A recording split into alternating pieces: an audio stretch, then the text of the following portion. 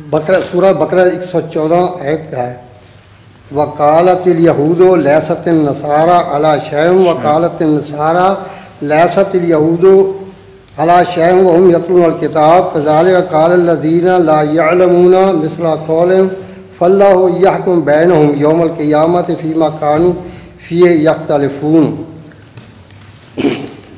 اس کا ترجمہ، اور یہود کہتے ہیں کہ نصارہ کی بنا کسی چیز پر نہیں، اور نصارہ کہتے ہیں کہ یہود کی بنا کسی چیز پر نہیں۔ یہ سوال پہلے بھی یہاں ہو چکا ہے، میں اس کا جواب دے چکا ہوں جی۔ واقعہ یہ ہے کہ یہود نصارہ کو کہتے تھے کسی چیز پہ نہیں، کیونکہ وہ سمجھتے تھے کہ نصارہ جھوٹے ہیں اور ابھی تک ایلیا آسمان سے نہیں اترا، اس لیے نصارہ کی بنیادی کوئی نہیں بنتی۔ تو حضرت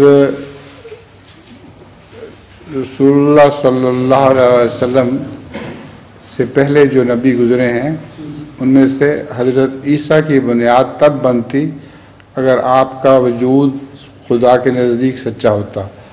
خدا کے نزدیک تو سچا تھا، مگر یہود نے ان کو جھوٹا سمجھا کیونکہ ان سے پہلے ایلیا اترتا نہیں دیکھا۔ تو اس لیے نصارہ نے یہود نے کہا کہ نصارہ کی کوئی بنیاد نہیں ہے، اگر نصارہ سچے ہوتے تو پہلے آسمان سے ایلیا اترتا۔